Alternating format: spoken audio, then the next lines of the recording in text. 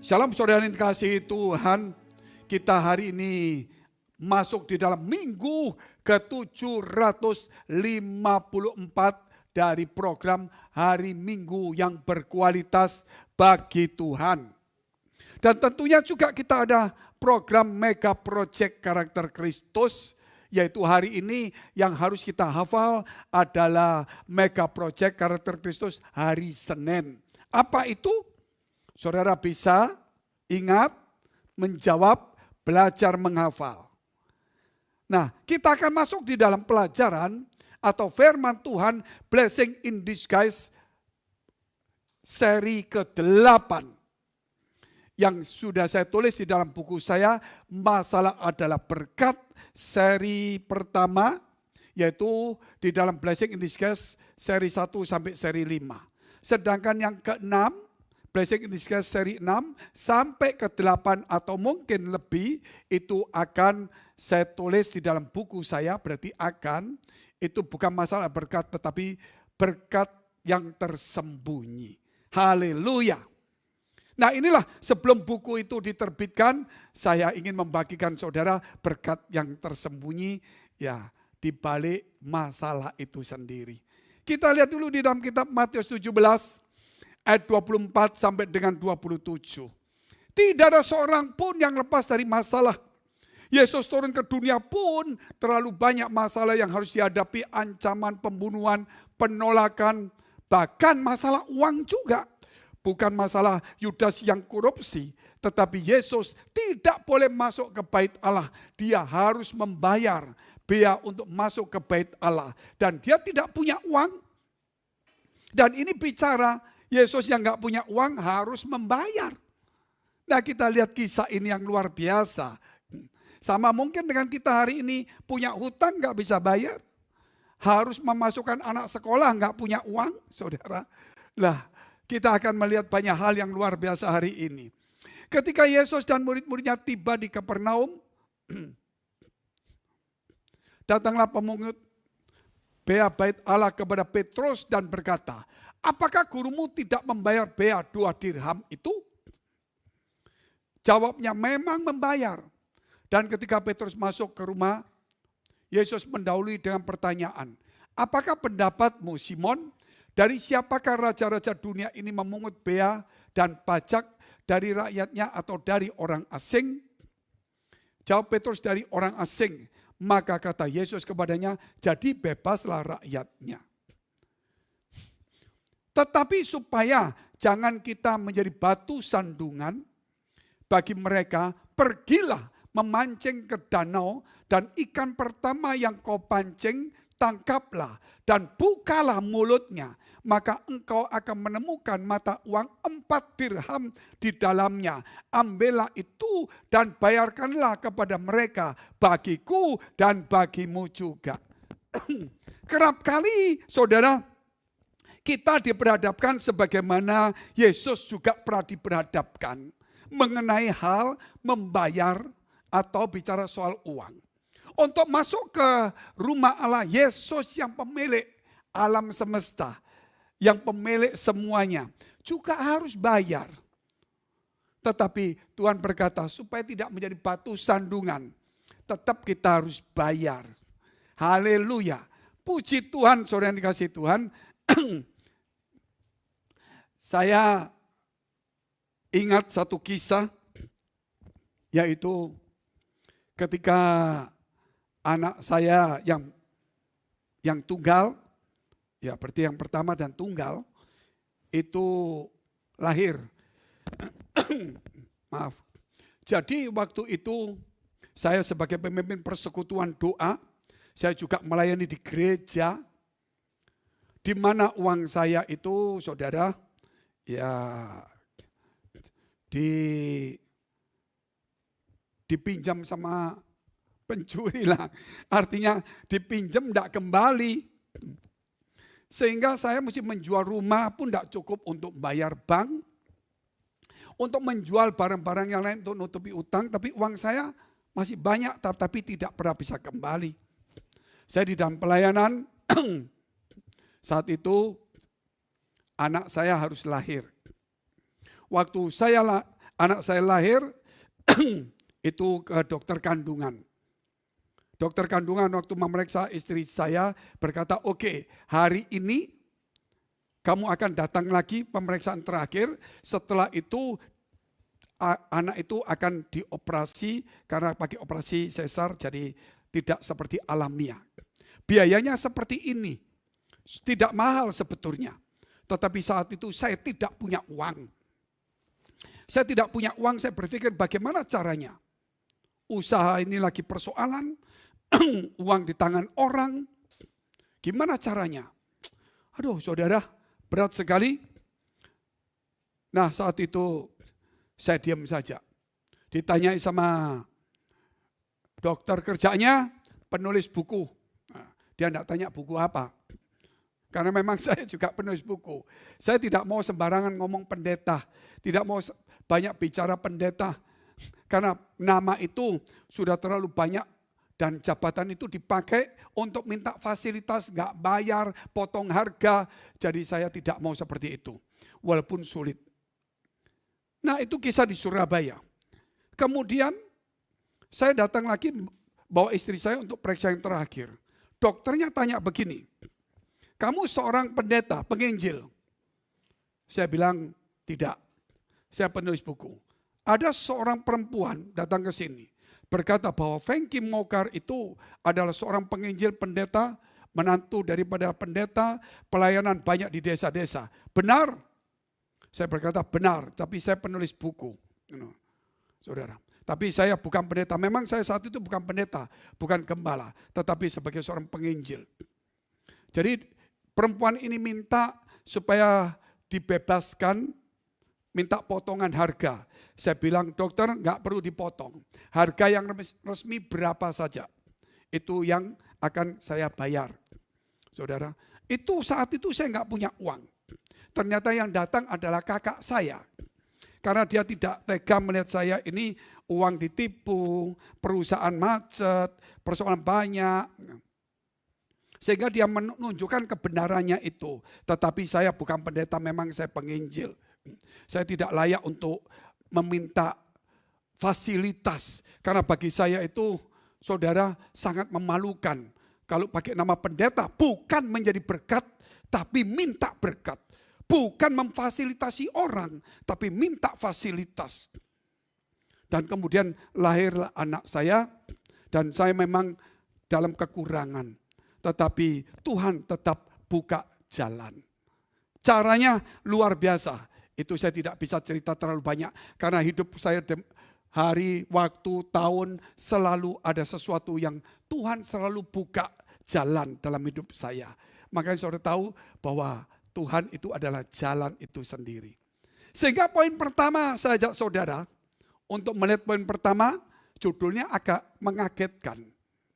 Kalau uang saja dititipkan ke ikan, judulnya aja berarti saudara poinnya, blessing in disguise. Jadi uang Tuhan dititipkan di ikan, kalau ikan saja dipercaya, ikan saja dititipin uang. Apalagi manusia, luar biasa, ikan tidak butuh uang saudara. Tetapi Tuhan bisa titipkan uang itu kepada ikan itu. Ternyata saat Tuhan itu masuk di bait Allah harus membayar 1 orang 2 dirham.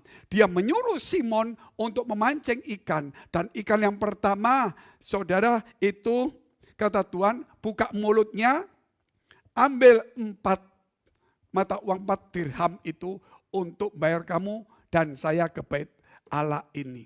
Luar biasa sekali. Jadi waktu saya dapat rema ini saya berkata, dan saya berpikir, loh ikan tuh enggak butuh uang. Tapi Tuhan bisa titipkan uang itu. Cukup untuk keperluan Tuhan dan Petrus. Bayangkan, ikan bisa membayar Yesus masuk ke bait Allah. Mana mungkin, saudara. Tetapi ini yang luar biasa, saudara. Dari sinilah saya melihat luar biasa Tuhan itu. Apalagi saya sebagai manusia. Masa saya tidak bisa dititipin uang. Untuk apa? Memuliakan Allah. Kalau ikan dititipi uang sama Tuhan, supaya Yesus bisa masuk ke bait Allah. Apalagi manusia yang memang butuh uang. pasti dititipi Tuhan. Untuk apa? Bukan untuk diri kita saja. Untuk memuliakan Allah. Haleluya. Saudara, uang yang kita miliki mungkin lebih-lebih, ada juga yang kurang. Tetapi percayalah, apapun juga yang dititipkan Tuhan itu untuk kemuliaan Tuhan. Jangan dihabiskan sendiri. Nah, ini contoh-contoh sederhana. Situasi ini sulit, Pak. Persoalan begitu banyak. Saya, saudara, ingat Daud itu juga pernah mengalami kesulitan yang luar biasa. Ketika dia dilantik, diurapi menjadi raja. Dia tidak langsung menjadi raja. Tetapi Saul yang menjadi raja. Saul berusaha untuk membunuh Daud. Tapi Daud tidak pernah membalas untuk membunuh Saul. Suatu hari Daud punya kesempatan untuk membunuh Saul. Tetapi Daud tidak melakukannya. Karena apa, saudara? Karena urapan janji Allah ada kepadanya. Dia tidak mau memaksakan dirinya untuk menjadikan apa yang Tuhan mau. Tetapi dia memberikan dirinya supaya Tuhan yang menjadikan dia apa maunya Tuhan. Haleluya. Kerap kali kita memaksakan diri kita, saudara. Sehingga kita melakukan sesuatu yang bertentangan dengan firman Allah. Tetapi mari serahkan hidupmu kepada Tuhan. Kalau ikan saja dititipin uang, apalagi kita. Oleh sebab itu serahkan hidup kita kepada Tuhan. Hidup itu seperti minyak. Tahu minyak, saudara? Manusia itu seperti minyak. Walaupun ditaruh di bawah air yang paling dalam, dia tetap akan naik ke atas. Jangan pernah takut sebagai umat Tuhan. Walaupun hari ini mungkin kita ada di tempat yang paling dalam. Yang paling susah, orang tidak melihat kita lagi, tidak memandang kita. Tetapi saudara dan saya, engkau itu seperti minyak di tengah-tengah air. Pasti kita akan naik pelan-pelan. Cepat atau lambat kita akan sampai di puncak. Apalagi firman Tuhan menjanjikan bahwa kita bukan ekor tapi kepala. Renungkan firman Tuhan ini. Kalau ikan saja dititipin uang loh, saudara. Supaya Yesus masuk ke bait Allah. Siapakah engkau dan saya?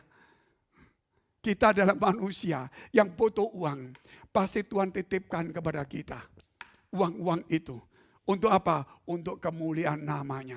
Supaya kita juga bisa masuk ke rumah Allah. Haleluya. Kita lihat poin yang kedua. Bagaimana saudara kita melihat Yesus gak punya apa-apa. Tetapi dia bisa punya apa-apa. Mungkin kita akan berpikir itu kan Tuhan, Pak. Tetapi saudara, apa yang Tuhan lakukan juga untuk Simon juga. Dan ingat juga, Tuhan saat ini tidak ada di bumi, tetapi dia ada di hati kita. Luar biasa, luar biasa. Jadi saudara, jangan sampai saudara, masalah itu yang selalu menyertai kita. Tetapi Tuhan yang harus selalu menyertai kita. Sehingga apa yang hilang, kita bisa mengambil kembali. Poin yang kedua, ambillah apa yang hilang. Ambillah apa yang hilang. Mungkin kita nggak punya apa-apa, mungkin kita kehilangan iman kita, mungkin kita kehilangan waktu kita kepada keluarga kita, mungkin kita kehilangan kesempatan, mungkin kita kehilangan, saudara, harta kita, mungkin kita kehilangan kesehatan kita, mungkin kita kehilangan begitu banyak hal yang hilang dari hidup kita. Firman Tuhan berkata, ambillah apa yang hilang. Ambillah uang itu di mulut ikan. Ambillah apa yang hilang hari ini. Puji Tuhan, saudara yang dikasihi Tuhan. Saya ajak saudara untuk melihat dalam kitab 2 Raja-Raja pasal 6 ayat 1 sampai dengan 7. Kisah ini cukup baik sekali. Kita perlu juga untuk membaca dan merenungkan ini. Blessing in disguise. Ada berkat yang tersembunyi. Haleluya. Pada suatu hari berkatalah rombongan Nabi kepada Elisa. Coba lihat tempat tinggal kami di dekatmu ini adalah terlalu sesak bagi kami. Baiklah kami pergi ke sungai Yordan Dan masing-masing mengambil satu balok dari sana supaya kami membuat tempat tinggal untuk kami. Jawab Elisa, pergilah. Kalau kita melihat di mana-mana ada permasalahan. Para nabi kumpul, orang-orang yang beriman kumpul, juga ada masalah. Tempatnya gak cukup, orangnya banyak. Saudara, maka ada sesuatu yang dikerjakan. Masalah selalu ada dalam hidup kita. Ketika kita diberkati jemaat, kita kurang tempat.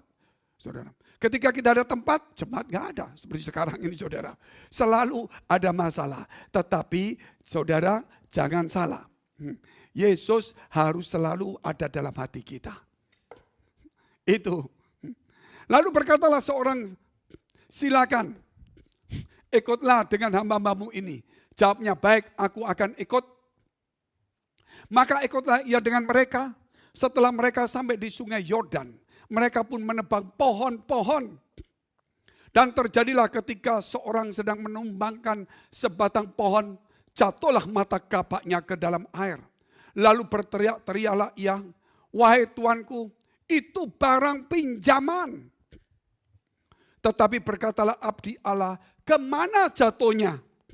Lalu orang itu menunjukkan tempat itu kepadanya. Kemudian Elisa memotong sepotong kayu, lalu dilemparkannya ke sana di mana kapak itu jatuh. Maka timbullah mata kapak yang dari besi itu, dibuatnya timbul. Luar biasa. Ini luar biasa. Lalu katanya, ambillah. Orang itu mengulurkan tangannya dan mengambillah. Ambillah uang di mulut ikan. Ambillah mata kapak yang hilang itu.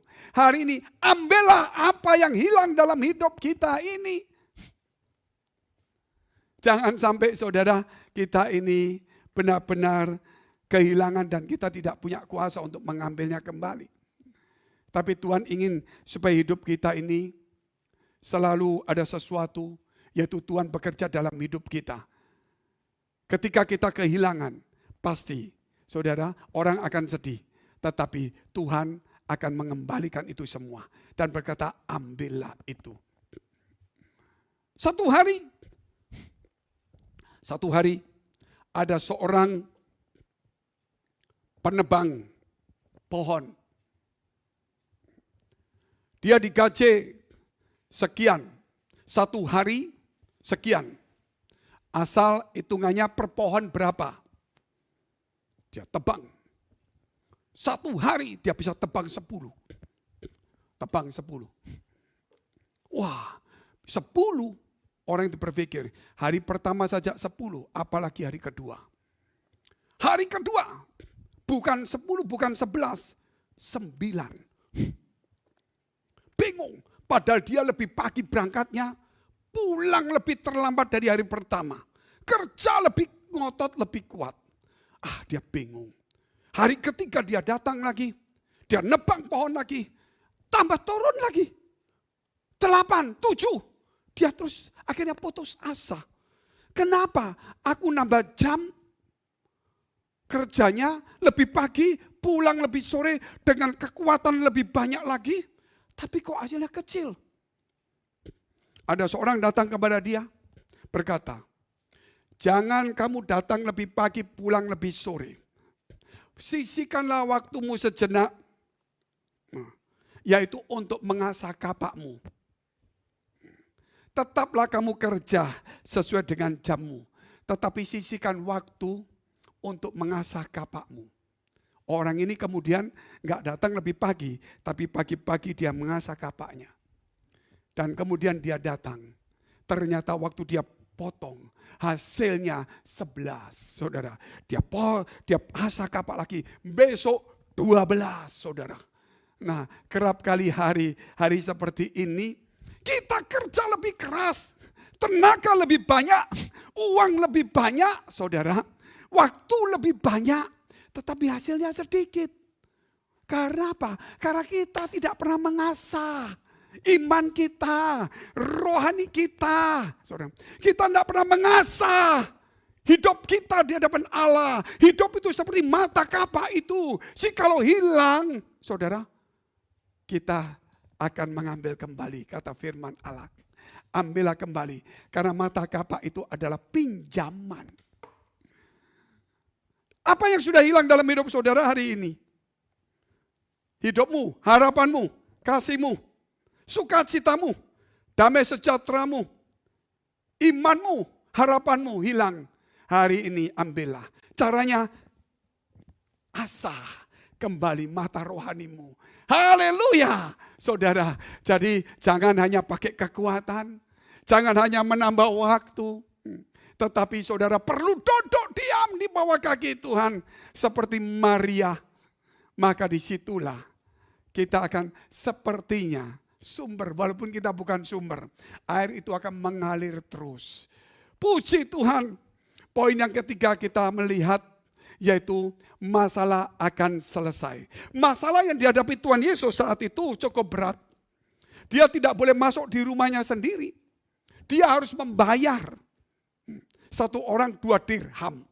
Dia nggak punya uang, kita masih bisa pinjam. Kita mungkin masih pulang ambil uang.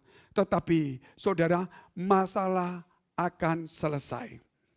Yesus menyuruh Simon untuk memancing ikan, untuk mengambil uang yang ada di mulut ikan. Luar biasa sekali saudara. Biasanya kita pancing ikan, kita makan ikan. Sekarang kita pancing ikan, saudara, ambil uang. Ini luar biasa. Dan ternyata masalah kemudian selesai, dibayarkan semua. Dalam hidup ini, kerap kali persoalan kita tambah banyak. Kebutuhan kita juga tambah banyak. Mungkin penyakit kita juga tambah banyak. Persoalan kita tambah banyak. Mungkin kita berkata, Tuhan, ini kebutuhan tambah banyak. Apalagi stay at home, listrik tambah banyak. Bayarnya tambah banyak lagi. Nggak dipakai pun tambah banyak. Ini mujizat juga. Saudara, luar biasa pokoknya tambah banyak semua ini. Gimana Tuhan? Jangan menggerutu. Hidup kita ini seperti sebuah kapal. Ketika air pasang, kapal itu tidak tenggelam. Setinggi apapun air itu pasang, kapal itu tetap naik. Puji Tuhan. Saudara, kita ini bukan kapal selam, saudara. Nah, tetapi saudara ingat itu. Jangan takut dengan tingginya air, tingginya masalah, tambahnya beban hidup. Tetapi kita juga akan dibuat naik. Katakan amin. Haleluya. Hari ini pandangan kita harus berubah. Jangan takut dengan kebutuhan yang setiap hari, setiap bulan, setiap tahun semakin meningkat. Jangan cuma melihat apa yang menjadi beban itu semakin meningkat. Tapi lihatlah Tuhan. Bahwa kita juga akan diangkat oleh Tuhan. Bahkan ketika beban kita diangkat, kapal itu semakin tinggi saudara. Ya, segala beban kita diangkat, maka saudara lihat kapal itu biasanya seperti ini.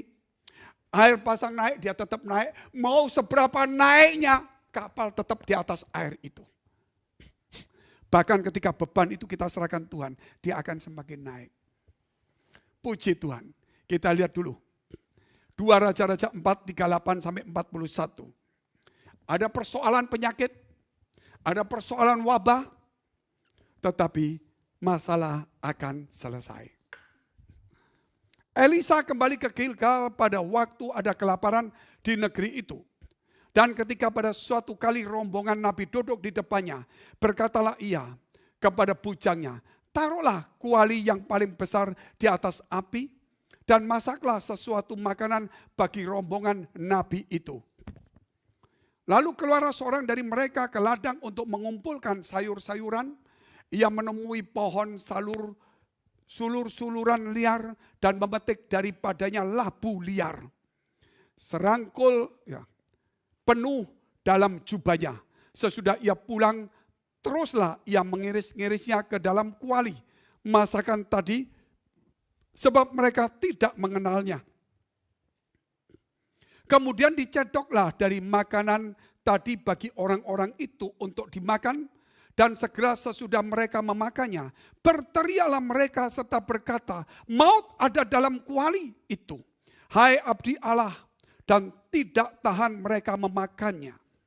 41. Tetapi berkatalah Elisa, ambillah tepung, dilemparkannya lah itu ke dalam kuali serta berkata, cedoklah sekarang bagi orang-orang ini supaya mereka makan, maka tidak ada lagi sesuatu bahaya dalam kuali itu. Apa yang menjadi bahaya? Saudara, Tuhan itu Tuhan yang mengatasi segala bahaya. Tuhan itu adalah Tuhan atas segala alam semesta. Hidup kita ini tidak akan turun tapi naik. Artinya persoalan akan tambah, hidup akan terus naik. Beban akan bertambah. Saudara, lihat itu, tetap juga kita akan ditambahi oleh Tuhan. Setiap hari bahkan talenta kita juga akan ditambah. Ketika kita mulai mengembangkan 2 talenta, maka ditambahlah talenta.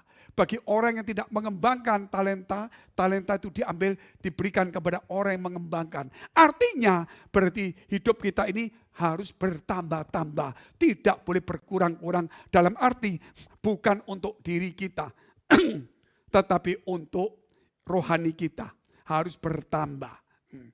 Juga untuk waktu yang diberikan Tuhan harus bertambah. Untuk pengenalan akan Tuhan juga harus bertambah. Untuk waktu kepada Tuhan harus bertambah. Untuk melayani Tuhan, untuk menjangkau jiwa, untuk mendoakan orang lain harus bertambah. Untuk juga saudara membagi waktu dengan keluarga, dengan orang yang cintai juga harus ada. Karena Tuhan itu Tuhan yang luar biasa. Masalah itu akan selesai. Haleluya. Puji Tuhan. Satu hari saya berjumpa dengan seorang teman, ada persoalan besar. Ya, hari ini saya mendengar ada berita duka juga. Tetapi jauh hari sebelumnya kami berkenalan, ada persoalan di perusahaannya. Yaitu dia punya perusahaan tambang. Karena waktu itu krisis, maka yang terjadi adalah hutang negara. Dan tidak bisa membayar.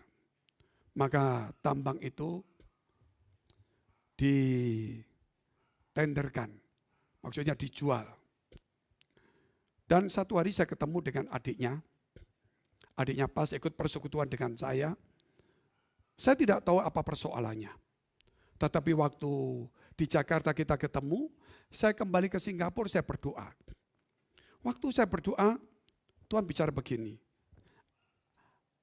Masalah akan selesai.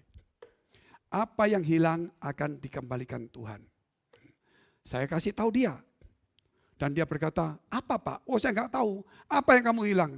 Ya ini, kalau di Sita Negara zaman dulu apa namanya itu? Dilelang, bukan. Yang di bank itu yang sekarang di BLBI, ya itu lebih pintar itu. Nah di BLBI saudara. Jadi akhirnya nggak bisa, dia bilang gimana Pak Fengki? Tapi Tuhan ngomong nggak mungkin Pak Fengki. Karena ada yang ikut tender itu banyak. Yang menang itu orang Singapura. Harganya sekian sudah bayar DP-nya. Sedangkan saya nomor 3, teman saya nomor 2. Kami ngomong sama teman saya, kalau kamu menang, saya kasih untung. Jadi nggak mungkin. Apa yang terjadi? Yang satu ini sudah menang, sudah DP. Tetapi kemudian bisa dibatalkan. Yang luar biasa. Ketika dibatalkan, kalau tidak salah yang nomor 2 juga mungkin nggak mau. Akhirnya, ya mungkin nomor 2, saudara yang dapat. Jadi dia kembali lagi barang itu. Di sini kita melihat tidak ada persoalan yang tidak ada jalan keluar. Selalu ada jalan keluar. Saudara, asal kita tahu masalah akan selesai. Yakinlah itu. Dan kemudian apa yang terjadi? Ya, saudara lihat sendiri. Kalau itu sudah dikembalikan, tambang itu hasilnya apa kita tidak tahulah. Tetapi hal ini terjadi. Tetapi tidak setiap waktu, saudara. Tuhan itu tahu waktunya kapan seseorang itu ditolong. Sehingga dikatakan indah pada waktunya. Oleh sebab itu, bagi saudara yang punya masalah, jangan cari, oh kalau gitu saya mau cari pendeta Fengki. Oh ini manusia biasa, kalau Tuhan nggak kasih nggak bisa. Nggak bisa setiap hari saudara kita melayani orang seperti itu. Kami bukan dukun, bukan peramal. Kami hanya cuma memberi kepada orang ada berita bahwa ada Tuhan yang hidup. Sehingga mereka harus cari Tuhan. Biar Tuhan nanti yang berbicara melalui cara yang luar biasa. Kami sendiri juga punya masalah. Kami juga punya masalah. Gereja sekarang semua punya masalah. Ya, kalau kita melihat itu persoalannya naik. Tetapi percayalah, kasih Tuhan juga akan naik. Haleluya. Persoalannya semakin meningkat, kuasa Tuhan lebih berlipat-lipat naiknya. Sehingga masalah itu nggak usah kapan selesainya, akan selesai sendiri. Ketika kuasa Allah, ketika kasih Allah turun, saudara jangan berkata, Tuhan masalahku ini tolong Tuhan, nggak perlu. Begitu kuasanya turun, selesai. Begitu kasihnya turun, selesai semuanya. Sehingga kita ini harus hidup di dalam kasih Allah. Poin yang keempat, yang terakhir kita melihat blessing in disguise. Tuhan mengubah menjadi baik. Kejadian 50 ayat 15 sampai dengan 21. Ketika saudara-saudara Yusuf melihat bahwa ayah mereka telah mati, berkatalah mereka, boleh jadi Yusuf akan mendendam kita dan membalaskan sepenuhnya kepada kita segala kejahatan yang telah kita lakukan kepadanya. Sebab itu mereka menyuruh menyampaikan pesan ini kepada Yusuf. Sebelum ayahmu mati, ia telah berpesan. Beginilah harus kamu katakan kepada Yusuf, ampunilah kiranya kesalahan saudara-saudaramu dan dosa mereka, sebab mereka telah berbuat jahat kepadamu. Maka sekarang ampunilah kiranya kesalahan yang dibuat hamba-hamba Allah ayahmu. Lalu menangislah Yusuf ketika orang berkata demikian kepadanya. Juga saudara-saudaranya datang sendiri dan sujud di depannya, serta berkata, kami datang untuk menjadi budakmu. Tetapi Yusuf berkata kepada mereka, janganlah takut, sebab aku inikah pengganti Allah? Memang kamu telah mereka-rekakan yang jahat terhadap aku, tetapi Allah telah mereka-rekakannya untuk kebaikan. Jadi jangan takut, orang merencanakan jahat, tapi Tuhan mengubah menjadi baik. Orang mereka-rekannya menjadi mereka-reka jahat, Tuhan mereka-rekanya menjadi baik. Jangan takut dengan orang yang berniat jahat kepada kita. Takutlah akan Allah. Karena dia yang bisa mengubah yang tidak baik menjadi baik. Biar semua orang berbuat tidak baik kepada kita. Asal Allah baik dengan kita, itu cukup. Saudara, itu cukup. Biar 1.000 orang rebah di samping kiri kita.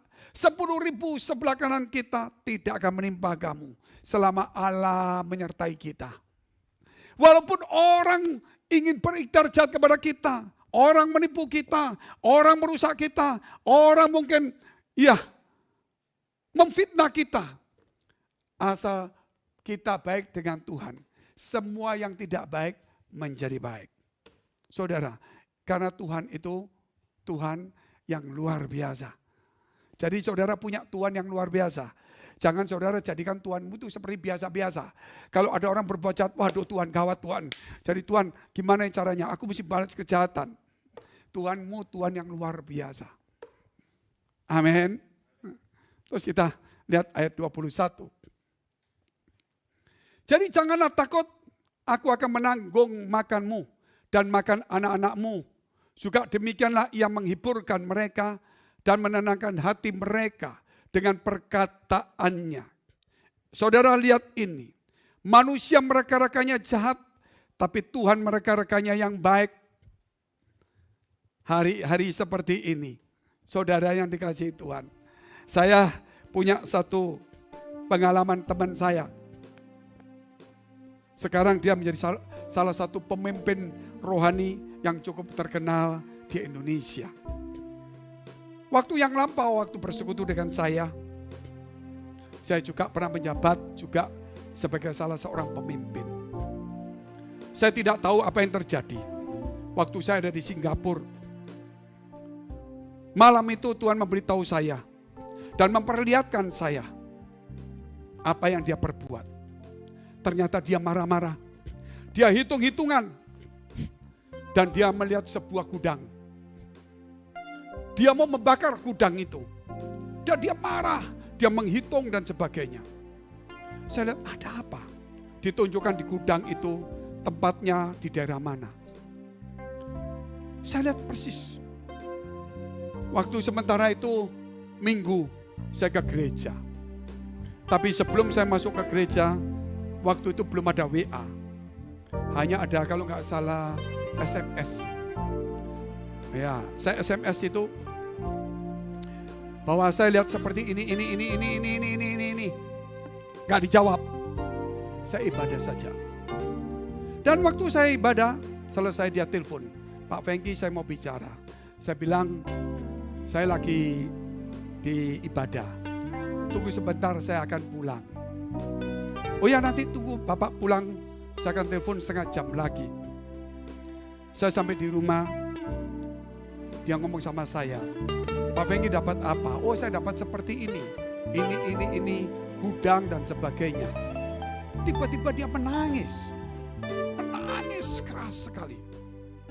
Dan dia berkata, saya kenal dengan banyak orang, banyak dengan pendeta yang bisa bernubuat, yang baik-baik. Tapi saya belum pernah melihat sejelas ini. 1 minggu saya dalam pergumulan saya punya kongsi kerjasama dengan orang. Tiba-tiba saya dipotong. Saya yang kerja. Hasilnya mereka ambil semuanya. Saya diberi sebuah gudang. Yang Pak Fengki katakan gudang itu di daerah seperti ini. Benar. Di lingkungan seperti ini. Saya terima gudang itu. Bukan hanya saudara, gudang itu ternyata panelnya. Saya tidak tahu kenapa. Panelnya dilepas semuanya. Pak, saya sudah dikasih gudang yang kosong. Di tempat yang tidak baik. Panel pun diambil semuanya. Generator semuanya. Saya marah, Pak. Saya marah, saya nggak bisa tidur. Saya tidak bisa cerita istri saya. Tetapi hari ini saya dengar. Apa kata Tuhan? Sementara dia nangis. Ampuni. Lupakan. Jangan hitung-hitungan dengan dia.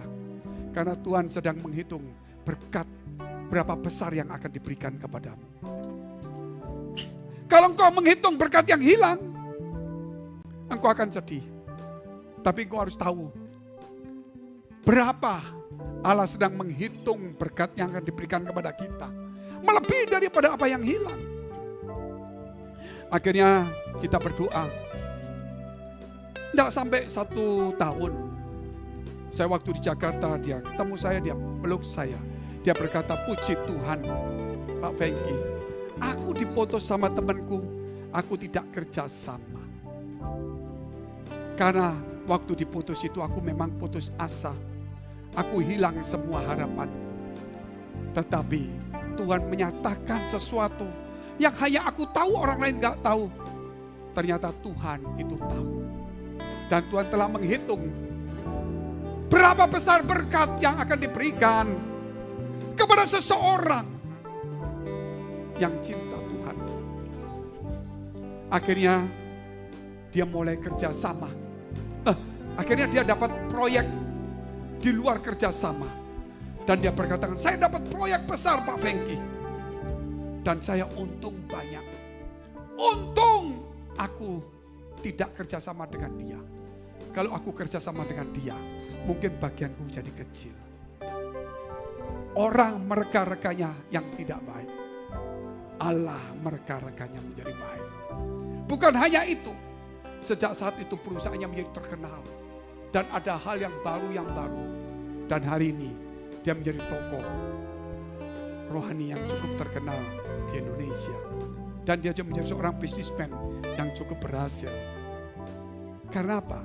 Karena Allah mereka-rekanya menjadi baik. Tuhan mengubah menjadi baik. Apa yang ada di tanganmu hari ini? Apa yang ada dalam pikiranmu? Engkau sedang menghitung apa yang hilang. Engkau sedang sedih meratapi apa yang hilang. Engkau menghitung hartamu yang hilang. Engkau menghitung juga kerugian. Ingat, engkau cuma melihat seperti itu. Tidakkah engkau melihat bahwa Allah di surga juga sedang menghitungnya?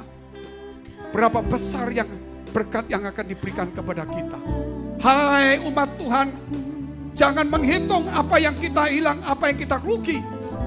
Tetapi belajar untuk melihat Allahmu sedang menghitung berkat-berkat yang akan diberikan kepada kita. Glory, haleluya, haleluya.